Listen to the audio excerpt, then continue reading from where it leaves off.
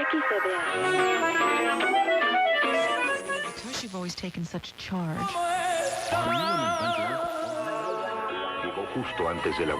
You are listening to the Border Chronicle. Welcome to the Border Chronicle podcast.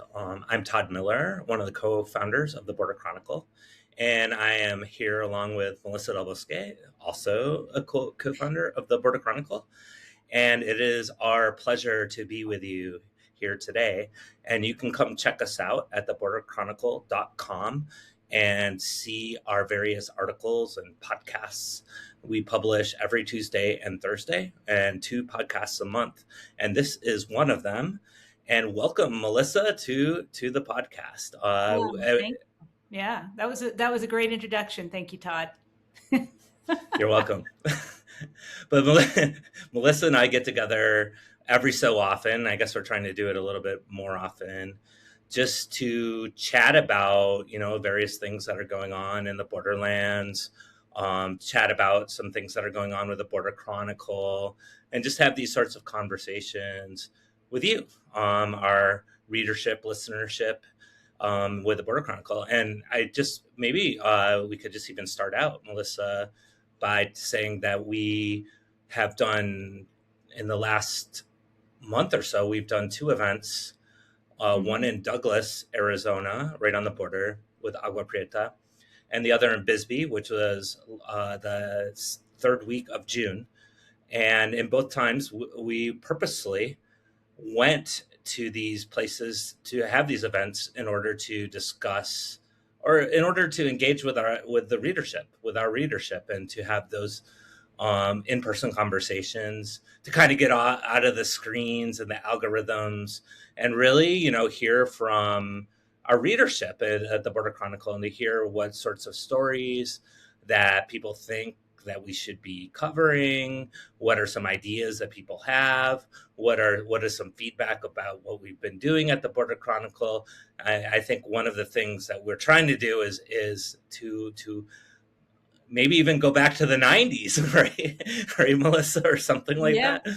I think we need a van. What I would like is a Border Chronicle van, and we could go up and down the border and just meet with different folks and get ideas for stories, get feedback on our work. I think that would be really cool. I'm imagining it with the big Scorpion notebook logo on the side. School bus. Yeah. I wonder how we do with the Border Patrol checkpoints. I think we do really well. Yeah, probably. they probably just all the interior Border Patrol checkpoints would love us for sure. Oh yeah, they would wave us right through. Yeah. They definitely need some excitement in their lives, that's for sure. Yeah. No, the live events have been going really well. I mean, now with AI and all the social media platforms really repressing journalism, it's better to just go directly to people, I think, and also just to build trust, because it's so hard to know what is real and what isn't these days with all the AI slop and everything being intervened and so much propaganda and stuff going on online, that it's kind of refreshing just to be out there in person talking to people. It's really affirming and actually a real morale booster to talk to people and see what they're doing, how they're weathering these really tough political times. And there's just a lot of inspiring work happening out there at the grassroots level that really needs to be highlighted more, which is also something that we are doing at the Border Chronicle. We have a community section, and we're really trying to highlight the work that people are doing, together, individually. There's just a lot of really inspiring work. And we've been reporting quite a bit on the border wall, speaking of one thing. If you in one of your communities want us to come and do one of those events, please do let us know. Yeah. And we can try to figure out how to do that. We're more than happy to try to make this happen and coordinate those sorts of events and getting ourselves out there to do those events. Yeah. But go ahead about the border wall. Yeah, but send a message to us via, direct message us on Instagram or Facebook. We're on there. We're on YouTube, theborderchronicle.com, or, the Border Chronicle at protonmail.com if you want to send us an email. That would be great. Yeah. Folks wanted us to come and give a talk, and we'd be happy to, talk about border journalism, talk about what we're covering in the communities. So yeah, that'd be great. I mean, we've been doing a lot of stuff on the border wall, of course. I mean, I think that's something that's really, really impacting border communities, the environment, everything right now, and it's happening really quick. The government's on a very quick timeline. I think they're trying to get as much done as they can before the midterms, and they've spent 46 billion and more on border wall and buoy barriers in the river. And this is, of course, the administration wants to do 500 miles of floating buoy barriers on the Rio Grande, which is insane. It's how many miles do they have up to this point? I think they've got 16 or 17 miles down in Brownsville, which we did the breaking news on that. We had some video of them installing that buoy down there near Brownsville, and they want to go all the way up towards Eagle Pass, cover 500 miles of the river in Texas. And it's just going to be a catastrophe for communities, for the environment, for the river. Not good for Mexico, not good for the U.S. In direct, directly against the binational treaties with Mexico, where both countries have to sign off on anything that impacts the river flow or could impact communities on the river. And the state of Texas they installed their own buoys on the river in Eagle Pass a couple of years ago. And that has completely silted up and created a sort of island between the buoy barrier and the actual shoreline on the U.S. side. So it's like it's changing the border. It's creating these new islands of silt and debris. And it's really going to interfere with the water pumps, because for a lot of communities, the Rio Grande's their sole source of drinking water. And they have these pumps, right there on the river that are going to silt up and fill up with mud. So I don't really see, what the game plan is here. I mean, it's also the river is like one of the 5 most endangered. It was American rivers designated the Rio Grande, the lower Rio Grande, as one of the most endangered rivers in the United States too. Like to consider that they're putting additional these buoy barriers in there in an endangered river, in a river that is showing signs of drying in certain parts is just amazing. Yeah, it really is. And I mean, and you know all about this, right? Because you are writing a book about this, which you're turning in tonight. Oh, today. Yes. Yeah. After 3 years, 85,000 words approximately, at the stroke of midnight tonight, I believe, maybe 12:01, but I am leaving tomorrow, so it has to be done. And I will submit a manuscript of looking at the Rio Conchos, which is basically the main tributary of the Rio Grande, and following that from its headwaters to Elon Musk's Boca Chica SpaceX rocket launching pads, and so that gets submitted tonight. It's been quite the journey in all aspects of the word, reading this book, and I cannot believe that it's finally at this point. I feel very happy about it. Yeah, and I know a lot of readers will be happy to see your new book come out, because I know you have a lot of fans of your previous work. What was your, I guess, biggest finding in writing this book? What did you really come away with? Geez, there's so many things. One thing that was super interesting to me, like as a person that has been examining the border for this long, um, was that, understanding that the Rio Grande is not a continuous river, in the sense that the headwaters out of the Rocky Mountains, and pretty much 85% of it gets sucked up with the Elephant Butte Dam in New Mexico and goes to agriculture in New Mexico. So by the time it reaches El Paso, it's really just like a trickle of very polluted water that you see if you ever stand on the Stanton Street or Santa Fe bridges Yeah. in El Paso and look down. And it's like you see it, the river looks, I mean, it's hard. It has a detergent sort of color to it, and it looks sickly. And then it dries out right there east of El Paso. If you just go to the Valle de Juarez, or like around the Guadalupe Tornillo Bridge, and you'll remember that the Guadalupe Tornillo Bridge it's actually the bridge that was inaugurated in 2016, but it's where it was where the commercial trucks coming out of Mexico could cross into the United States, diverting Ciudad Juarez. And that's one of the reasons why it was built. And then on the other end of it, in 2019, there was a big detention center for immigrant youth that from the first Trump administration.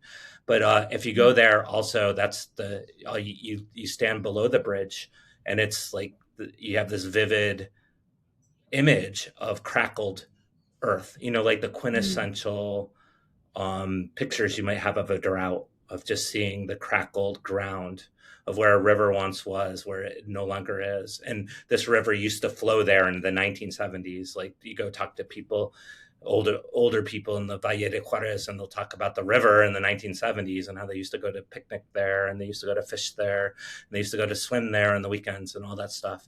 No longer, right? And so this river dries up, and then it's Presidio or Ojinaga, where you go there. There's this place called La Junta de los Rios, where the two rivers come together. And now when I was there, it's hard to get there. It's a sacred spot for the Humanos. But if you go there, it's quite remarkable, because when I was there, the Rio Grande itself was just like a trickle of mud, and coming what looked like an irrigation ditch. And I'm like, geez, the Rio Grande, the great river, right? How it's translated. Yeah. This is what it is. And then you look to the south, and there's the Rio Conchos, and it looks big river coming and curving. And that's where it becomes the Rio Grande. And when I was there, it was like splotchy mud. That was the contribution of what the Rio Grande was. And so like this idea of a river as a continuous straight line, or that it even could be a border, right? The idea of a river as a border is absurd, right? That it's absurd that in the Treaty de Guadalupe Hidalgo in 1848, it was determined that this river was going to be a border, right? Because the river itself meanders and moves. And Melissa, as you know from your reporting in South Texas, right? Like, there's like where there's the Chamizal project is a perfect example, where storms, this has happened in El Paso, and storms caused the river to go over an island that was in Mexico, but then the river moved south of the island and became in the United States. And then at the time, it was like the 19th century, people that were moving into El Paso, which it was a boom town at the time, just started inhabiting this place that suddenly went from the United States to Mexico, just like overnight. And then it took 100 years for them to remedy that. And then that's when they started this what they call the river rectification project, I think it's called, where they've started building those cement embankments and straightening a river that naturally meanders, right? Has this natural. So the idea that a river is a border is quite absurd in many ways. That's another. I'll leave it at that. But one other thing. The river is like the reason why human beings can live in this area, right? It's actually a source of life, a place. It's where people and animal and natural, you go to any river, like you go to any desert river, like the desert rivers in Arizona, you see cottonwoods, just like what people are trying to defend right now, in Luchiel Yeah. and on the San Rafael Valley, as the Trump administration is building this border wall, the cottonwoods, ancient cottonwoods, and that's because of the river, the San Pedro River in that case, and it brings life, right? So the idea that it's a border or something that excludes and represses life is counter logical. Is that a word? It's like against logic, right? Yeah. It's Yeah. yeah. So I mean, there's so many takeaways, but those are some broad some broad takeaways. Do you have a title? Can you No, reveal your title? no, I can't because there isn't one, and I I will be as I submit the manuscript be recommending some titles, but I don't want to say it yet because you know how titles are. You submit to the publisher, and the publisher really they have a lot of say in the title, and two, the cover of the book. So and those are the two things I feel like, at least in my experience, I don't know about you, Melissa, that they can override you, right? Yeah. Like, you could say, I don't like this, and they'll say, too bad. Here's your cover, or here's your title. So I'm going to go about this sort of, in the spirit of diplomacy, right? And suggest some titles. So I will let you know as soon as we have a tentative title. And I have a couple in mind that I really like, but we'll see. Yeah. Yeah. And when is the published date? Do you have a published date? Usually, so it gets submitted. This is really the first. I mean, it's the first. I call it the first draft because it's the first draft being submitted to the publisher. Yeah. It's actually like the fourth draft or whatever. It's been, how it is. You get you get it to a really, really, really good place before submitting it, and then the process is super long. It takes a long time. I think it'll be months and months. I don't know how it will work this time, but in other times, months and months and months before you even hear from your editor, and then it goes into a marketing process and cover and blur and getting people to comment on it and blurbs and all that sort of stuff. It takes more or less like a year for the thing for the book to actually physically be published, and that's what I'm anticipating. Who knows? I know that. Maybe the last book that I have had published was in 2021. So maybe all the different changes in technologies and whatnot have changed things. I don't know, but that's what I'm anticipating. Yeah, that's great. I want to ask you about something else. So people sometimes ask me, what do you define as the border? So obviously we're the Border Chronicle, and we're the only independent publication that does region-wide coverage of the border. And so people ask, well, what do you define as the border? And you did a piece a while back called Border Patrol Nation ? Based off of your first book on the Border Patrol. And what's called Border Patrol Nation without a question mark. Without a question mark, right. And I think you had a lot of good points in that article. And I mean, what do you think now, seeing the border system basically applied to the rest of the country? Yeah, I would be pretty confident saying that that is one of the, I guess, hesitate to say it, but one of the new strategies of the Trump administration is that the whole country is a border. And the reason I say hesitate, because I know that was in a way in cities that are in the interior of the country, there have been border patrol operations before, but not like now, right? Not like what we've seen in the last since Trump took office in early 2025, especially towards the end of last year and the beginning of this year, the Minneapolis operations, the Chicago operations, the Charlotte operations, the LA operations, all of that. And I know some of them fall within what is considered the jurisdiction of 100 mile zone, right? Which we've been talking about forever, right? As, the border's just not exactly the borderline. The borderline's one layer of many layers. And the border actually goes 100 miles inland. It covers, 200 million people, 2/3 of the U.S. population. I mean, personally, I've been saying that for years and years, and I don't know if I can say that anymore, right? Like and it's interesting, Melissa, when we did that report, when we did a collaboration with Arizona Mirror Yeah. on the automated license plate readers. And Yeah. we went around, and ADOT, or Arizona Department of Transportation, sent us all the GPS coordinates of all these ALPRs, or automated license plate readers. That's the acronym, all throughout southern Arizona. And there was some through CBP, all the CBP ones, the Customs and Border Protection ones, and there was one, I think, in Buckeye, I believe, if I remember correctly, it was Buckeye, Arizona, that was 187 miles north of the border. And then we contacted CBP about that and said, listen, we're finding these things way past the 100 mile zone.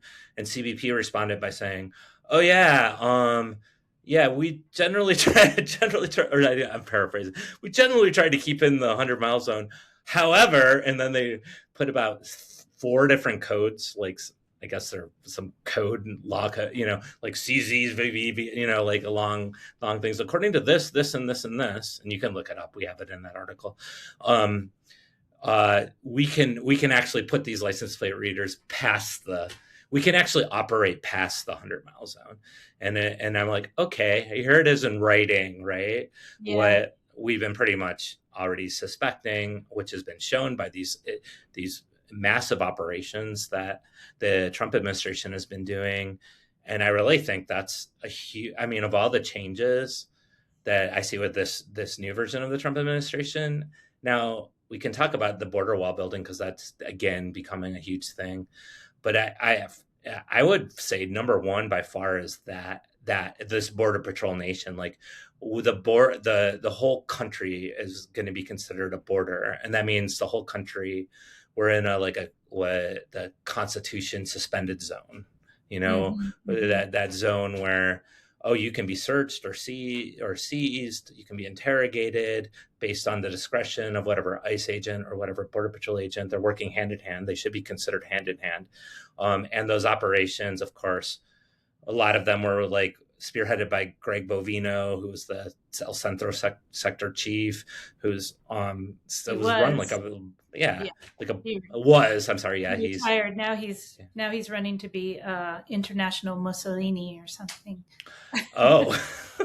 Yeah. I didn't know there was such a post. He's joined forces with the far right movement in Europe. Yeah. Oh, seriously? So yeah. How come that's not a surprise? So this is a guy who is running operations in the cities, right? Yeah. He's now in Europe doing. What's he just at a big far right conference in Europe that he attended? Okay. Yeah, okay. And he is saying he's going to run for president of the United States. Yeah. Oh boy. Okay, here we go. And coming up in the yeah. Okay, here we go. Elections. We'll have to get past the midterms, and then the quote unquote shit show will begin. I mean, I see like a Tucker Carlson. I see a Bovino now, and God knows who else. JD Vance, Marco Rubio. JD Vance. Oh yeah, Marco Rubio will probably he'll stick in there. Yeah. Elon Musk maybe. Who knows? Well, he probably can't. not. He was born. He can't. Oh yeah, he's South African. Yeah.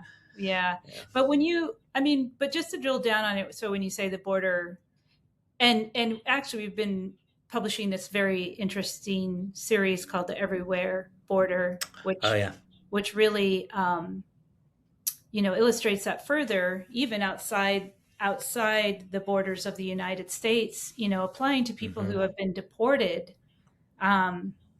and how that follows them in their home countries, when they are deported. Yeah. But you were saying, with the border applying everywhere, we mean like through technology, like through surveillance, through facial recognition, through, denying the rule of law, basically, like stopping people, questioning them, Yeah. high-speed chases, Hmm. instigated based on nothing other than like the color of somebody's skin. I mean, there are things that we have seen at the border for a long time, right? Right. We've seen the really dangerous Hmm. high-speed chases that are initiated by Border Hmm. Patrol. We've seen them detain U.S. citizens, legal residents, unlawfully. We've seen them kill people. We've seen them hurt people. Um, and so now you're seeing it in other parts of the country in the interior Yeah, applied. it's like it's been transferred almost. It's like, oh, here it is. Okay, you can't exactly do what you're doing there, but you can do a lot like it. Like I just keep one image I get is because I've seen enough of the Border Patrol recruiting videos where they show these Border Patrol agents rappelling out of these helicopters, um, and uh, and then that they did the same thing in Chicago, right? Yeah, They right. rappelled out of a And helicopter that was a on Bovino that, operation. Yeah, right? yeah, Yeah, I mean stuff like that. It just seems remarkable that you'd see that in the middle of the downtown of a city in the United States. But it was, but do I say that because it's not even that remarkable here on the border anymore? Like this is just commonplace, right? I mean, shouldn't it be remarkable here yeah. as well? Um, It should be. yes, It should not be right. normalized. That's the Hmm. thing.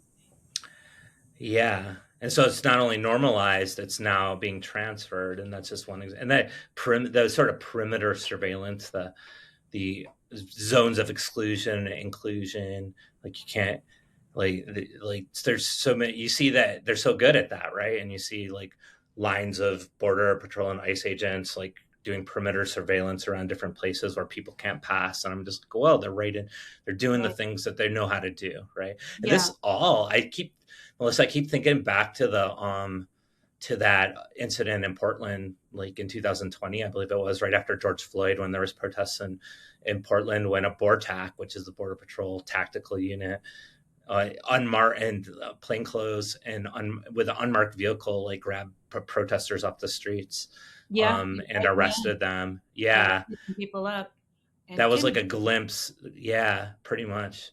And that was like Hmm. a glimpse into the future. And we're just like, whoa, what is going on here? And then drone, like in Minneapolis as well, that same year, the CBP letting their drones fly over Minneapolis during some of the post George Floyd protests.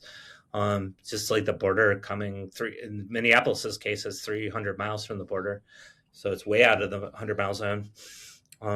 But here's the drones or Border Patrol agents in their forest green uniforms walking the streets of Washington, D.C.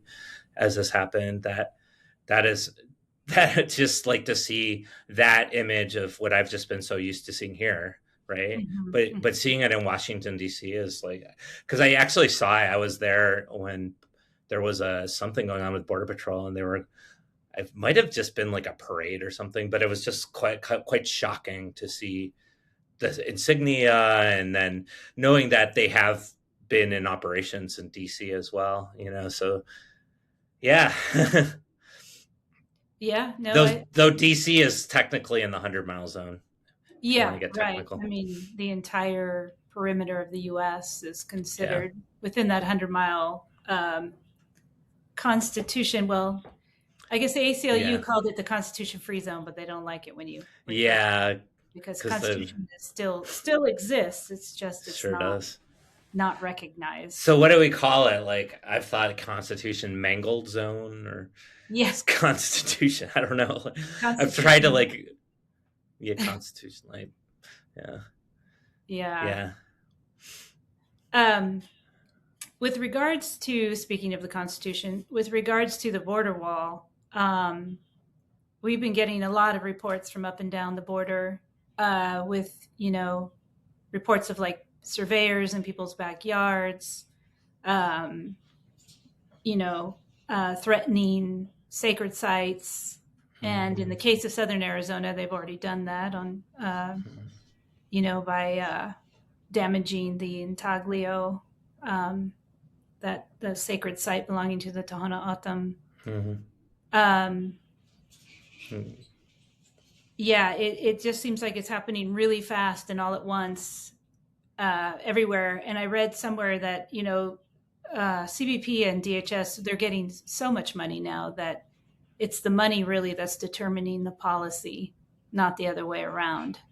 That these contractors, most of them already chosen ahead of time, and at least a couple of them very big Trump campaign If givers. not all, if not all. Yeah, yeah, have that the money is really determining the pace It and what it's happens. it's interesting. Like when last a year ago, I think July 1st, right? Was it July 1st or when the OBA as they call it, or the One Big Beautiful Bill Act Yeah, was yeah, passed? Um, was I think it was in July of a year ago. So we're at the year, more or less the year anniversary. But if you look at the contracts, if you go to usaspending.gov and look at the contracts and go to September, oh my, like mm, the contracts are pretty even keel up until then. But then in September, there's billions of dollars of contracts, mainly to border wall construction yeah, companies. And it launches that year, last year, 2025. It's going to be exceeded this year, but 2025 to be the number one year of any year for as far as border contracts going out, $15 billion. And tons of that was going to these companies that you just mentioned. And then it's even higher now for the 2026. Like they've already exceeded 15 billion. I think they're at something like 25 billion. And going into this year, and at the Border Security Expo, that the big expo that I went to in May, yeah, which brings together like DHS high brass with private industry. They said that they're trying to front load OBA, which is basically 191. They gave the number of $191 billion. yeah, Um, as they're trying to front load it. So 75% of OBA will be disseminated by September. yeah, yeah.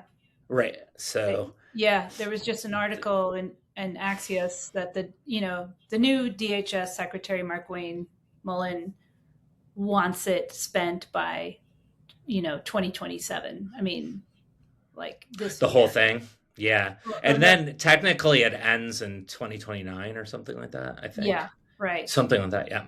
Yeah, but there's this huge push to get as much construction done right now, which you can really Let's see see. that impact locally in communities because there's no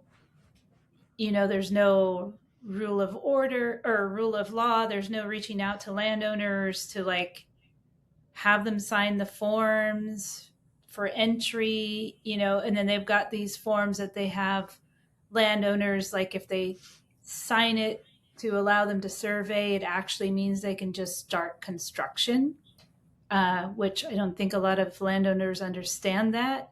And in some cases, we're also hearing that they're just building or surveying or clearing land anyway without the consent of the landowner. So it's just running roughshod, you know, across the border right now. Dynamiting mountains. Hmm. Uh, And Melissa, they're using the waivers, right? They're doing the oh waivers yeah, to waive yeah, off. right. I mean, they've waived all of the all federal laws that would be protective or give a process, I think, to indigenous tribes, to landowners, to anybody to just slow the process a bit to find out what the impacts are going to be. What kind of impact is it going to have on Mhm. the land, on the environment, on communities? I mean, with back to the buoy barriers, we don't know what's going to happen. You know, cities are commissioning their own reports, and a report came out recently saying that if there's a big storm event, those buoy barriers could just snap and get washed downstream, wrap themselves around the base of a bridge, it could cause all kinds of havoc. Um, and this is the kind of reports that local governments and groups are having to commission themselves because federal government hasn't done it, which is And the buoy barriers they're equipped with razor wire? Is that right? Or they concertina wire? no, I mean these are the big orange buoys, But like and connectors, do they have like the the razor? the one that Texas put in Eagle Pass, it does have Yeah. like a serrated circular saw in between each buoy, to Hmm. prevent people from trying to get over it, I guess. But Yeah. these buoys that the federal government is going to put in are even larger than the ones that the state put in. Mm. And I guess they can also be enabled with sensors that can be on top of them as well. Oh, they're definitely going to put those on them. Yeah, This probably like at some point. yeah, undoubtedly, right? The smart buoys, or I don't know what they're going to call them, but Yeah, probably like the smart. smart walls, quote unquote Yeah, smart walls, are such a trend in border policing at this point that I right. can't imagine them not putting that on. And I mean, smart walls is what the Democrats used to call a virtual wall, right? Yeah. That was a Yep. virtual wall, but now this administration is calling the physical, like 30-foot wall, a smart wall. But I guess it's because it has sensors on top of it, or Like if you go to the Nogales wall right now, they just didn't. A couple of years ago, they put this like a sensor cable on it.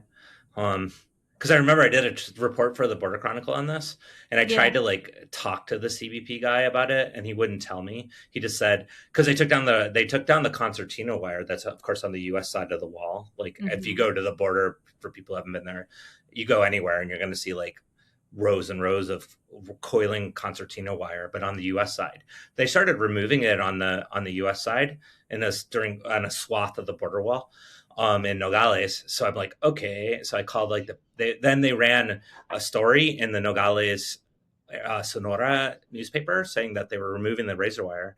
So I'm like, really? And so so then I like called the CBP a PIO for Border Chronicle, and and asked, and he's like, no, we're not removing it.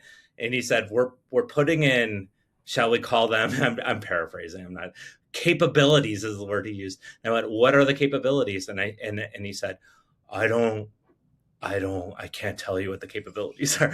But lo and behold, I look up and I see there's this like metal casing, and I'm like, oh, I saw that metal casing just a couple weeks ago, and I had seen it at the Border Security Expo from a company that had the same exact thing with the same exact sensor wire. And I asked that same company, I said, "Where are you putting this up?" And they said, "Oh, the U.S. Mexico border." And I'm like, "Where?" "Oh, somewhere."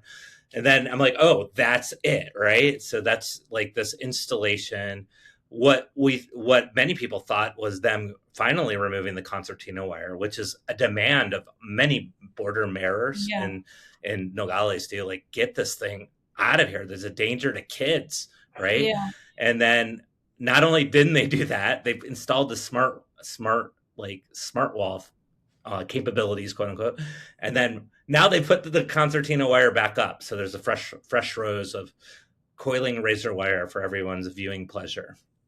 yeah. And I think there's a petition going around. There's going to be a Nogales City Council meeting where they are advocating for the city to ask the federal government again to remove the concertina wire. Um, Good luck. yeah, because I think they were successful last time, right? I mean, they did remove it for a little bit. They did, but they haven't removed, like they removed that little bit, but then there was just to put Yeah, up the smart wall stuff, and then they put it back up. That wasn't responding to the mayor at all. That was just yeah, like we're they were just putting new capabilities up, and then this it was interesting because it was when Biden took office in 2021. That's when yeah, everyone thought, oh, this is our chance to get this out of here, because it was put up by Trump in 2019 or 18, 19, I think it was. yeah, And then that was a surprise because they're like, okay, I think we can get this concertina wire taken down, and then it just never was. It was just left up there. Mm-hmm, mm-hmm. And the smart sensor. So does it just, if somebody tries to climb over it, it sets off an alarm or something? Those are the capabilities he would not tell me, but that's what I imagine. That's how they work, right? It Right. works to the touch. I imagine, having been in the command and control center, as they call it, in Nogales, that then this is in there. You go there and there's tons of Border Patrol or National Guard. I think it was replaced by National Guard. I'm not sure what it is. They haven't allowed us in a long time. But the last time I was there, it's like going into a war room pretty much. Yeah. And you just see like all these Border Patrol agents looking up at these monitors, or soldiers sometimes. And I imagine like if motion sensor is tripped, like then this red flash comes on a certain monitor. I imagine that it's probably something similar with the smart wall, like somebody touches it or climbs it. It's so funny. I mean, it's not even funny. It's so tragic, but I was like, after they put this up, I was there at the border right by there. For people who have been to the Nogales border, if you go up the top of the hill, it's kind of near where Jose Antonio Elena Rodriguez was killed by the Border Patrol in 2012. It's that area. Mm-hmm. And there's this big camera post that actually caught the killing of Jose Antonio it's with its video cameras. But it's right up against the border wall. It's a General Dynamics, RVSS, as they call it in the technical terms. Remote, I don't know why they call it a remote video surveillance system, but that's what they call it. But I saw somebody scale the wall right underneath that very mounted camera post and just successfully get over right like climbing down right over the sensor thing and then just dash off into this kind of wood mesquite forest area between a couple houses, and she was gone. Boom. Yeah.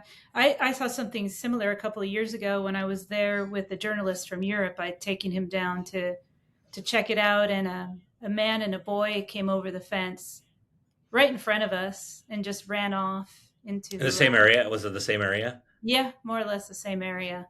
Yeah. Mm-hmm. Yeah, he was astounded. It's kind of, I mean, it is sort of, I guess, since we've both seen it, it's probably there's a commonness to it, but it's also quite rare, to see that. It's hard to do, like, especially like in the area where the woman I saw who climbed over the fence. Usually there's a Border Patrol agent right there, just like stationed right there, sitting on their X, as they say, right there. Right. And so I wonder if they were like, oh, that agent's gone, because the agent wasn't there. It's like one of the rare times the agent wasn't there, but the camera system was there. It's curious. Yeah. And a lot of this happens because the bridges people can't cross at the bridges, right? I mean, you can't get a visa to come into the U.S., not even a tourist visa, if you don't have a significant amount of money in your bank account. And even if you do, it takes now years to get a visa sometimes. And it's expensive. And like, if you're in southern Mexico and you have to go to the U.S. Embassy, sometimes in Mexico City, and they charge you all this money to even go, and your travel expenses and all this stuff. Yeah. I mean, that's a story that we're working on for the future now, is how the bridges are really being starved, Oh, yes. While so much money is being spent on walls, bridges have become more and more restrictive as to who can cross. They just don't get the resources that is just being poured into building these walls.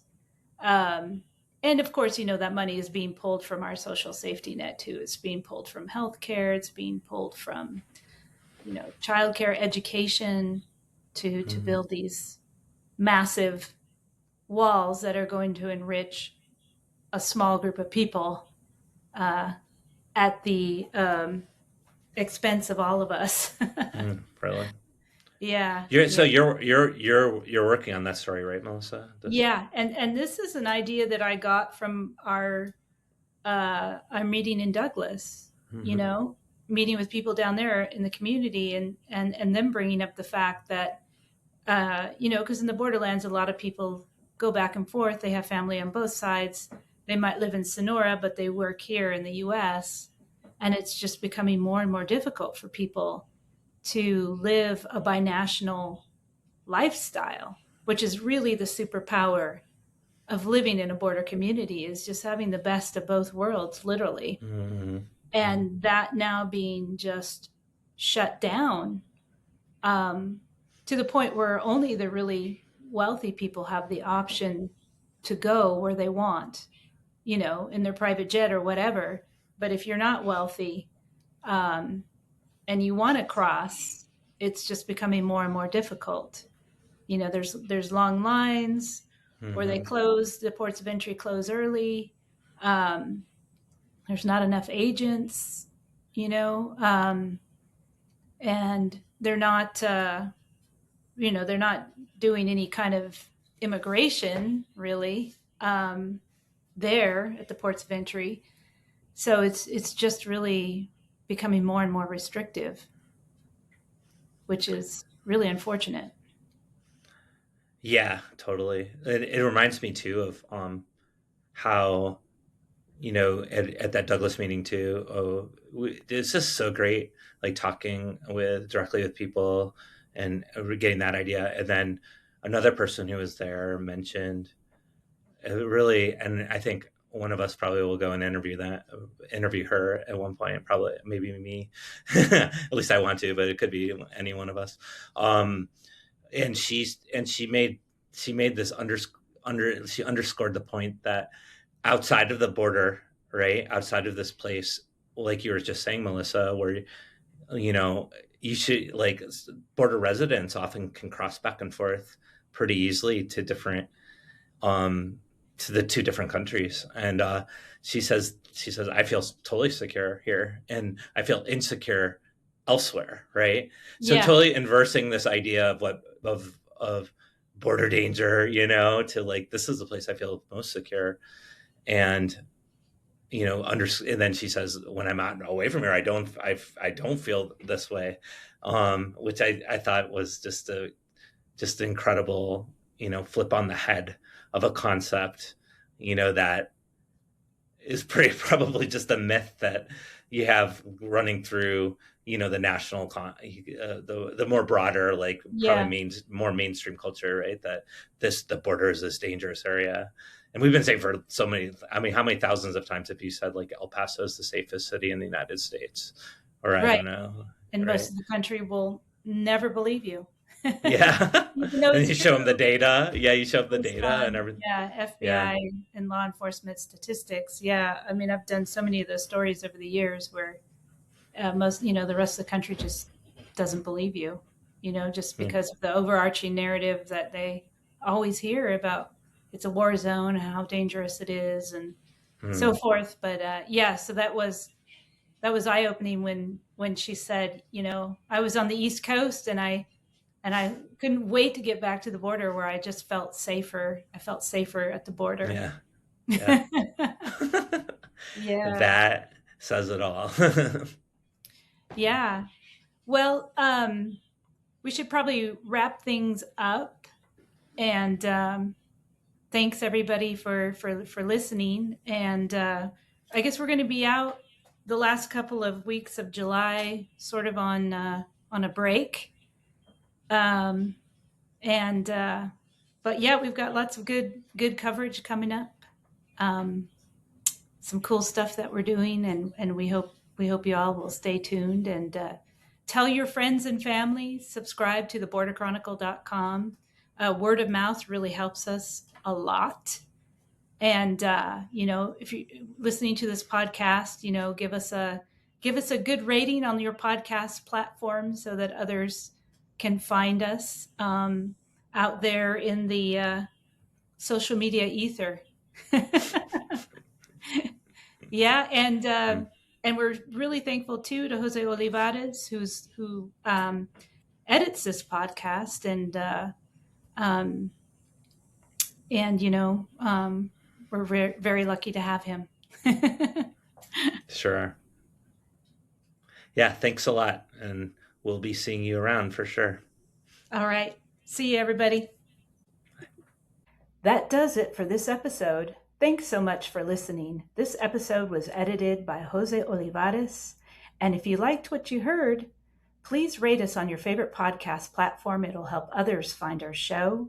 For more podcasts like this and to read our work, go to theborderchronicle.com. Thanks and see you next time.